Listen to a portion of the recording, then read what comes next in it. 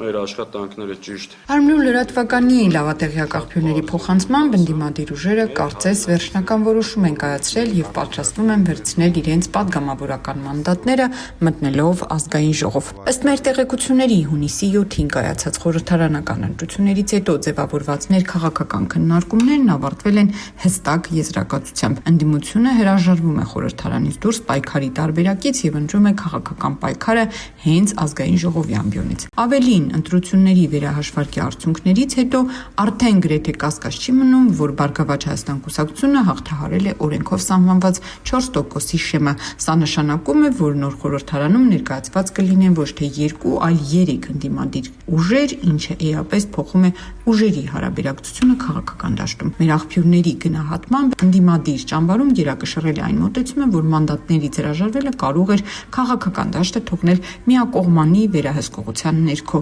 մինչդեռ խորհրդարան մտնելը հնարավորություն կտա իշխանություններին հակակշռելու վերահսկողական գործիքներ կիրառելու եւ ընդդիմադիր օրակարգը ներսից առաջ մղելու համար։ Մնում է սպասել ընդդիմադիր ուժերի պաշտոնական հայտարարություններին, որոնք վերջնականապես կպարզեն արդյոք խորհրդարան գնալու որոշումն արդեն անշրջելի է դարձել։ Նշենք, որ Ուժեղ Հայաստանի եւ Հայաստան Դաշինքի անդամներն արդեն հայտարարել են, որ սպասում են հունիսի 14-ին կենտրոնական ընտրական հանձնաժողովի վերահաշվարկի ամփոփմանը։